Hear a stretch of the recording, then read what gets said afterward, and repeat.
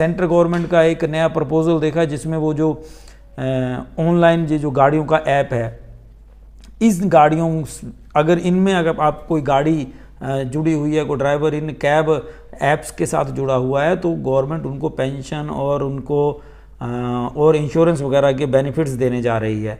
साथ ही साथ ये जो डिलीवरी बॉयज़ होते हैं अलग अलग कंपनियों के, उनके लिए भी यही सुविधा गवर्नमेंट शुरू करने की इच्छा जाहिर कर रही है।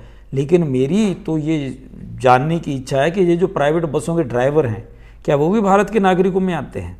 साथ ही जो प्राइवेट कंपनियों फैक्ट्रियों में काम कर रहे हैं, क्या वहाँ के जो मज़दूर हैं, जो वहाँ की गाड़ियाँ चला रहे हैं, जो लोग हैं जो छोटे 1-2 गाड़ियाँ हैं जिनकी और ड्राइवर उनके यहाँ काम करते हैं प्राइवेट सेक्टर में, क्या उनको ज़रूरत नहीं है इन सब सुविधाओं की? सरकार को ये भी देखना चाहिए, और सरकार को तो सार्वभौमिक प्रयास करने चाहिए ना, सबके फ़ायदे के लिए। प्रॉफिट देख करके ही अगर काम करना है तो हिमाचल में देख लो आप। हिमाचल की जो सरकार है वो HRTC जो सरकारी दायरे की कोई भी विभाग है वो होता है समाज की सेवा के लिए।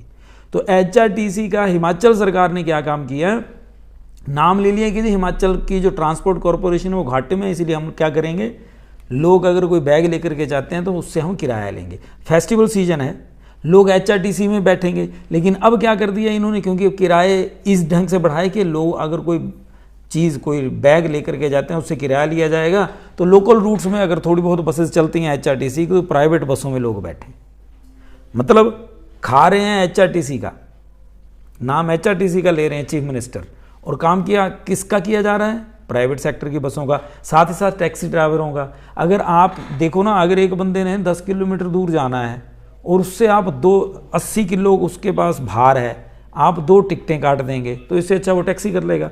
और सरकार यही चाहती है, सरकार ये चाहती है कि कोशिश की जाए कि HRTC घाटे में चली जाए, या HRTC में लोग ना बैठा करें। ठीक है, नाम क्या आ जाएगा कि HRTC के घाटे का, जबकि HRTC तो प्रॉफिट के लिए नहीं थी, वो तो समाज की सेवा के लिए थी। लेकिन अब क्या कर दिया इन्होंने, ये बागड़ बिल्ले इकट्ठे हुए और क्या काम किया, प्रॉफिट के लिए काम करेंगे। तो वही काम क्या भारत सरकार कर रही है। भारत सरकार भी सिर्फ उन लोगों के लिए काम करेगी जो कैब ऐप्स हैं उनके लिए।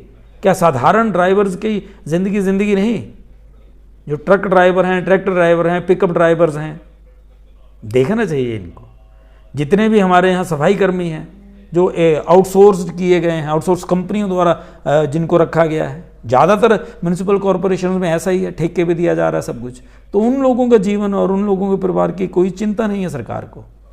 इन्हीं मुद्दों के साथ मैं आपके सामने हूँ। हाँ, ऐसा नहीं है कि मेरा बहुत बड़ा प्रभाव रहेगा। देखो, मैं तो आपकी तरह साधारण व्यक्ति हूँ, अपने जो मेरे विचार हैं मैं वो प्रकट कर देता हूँ।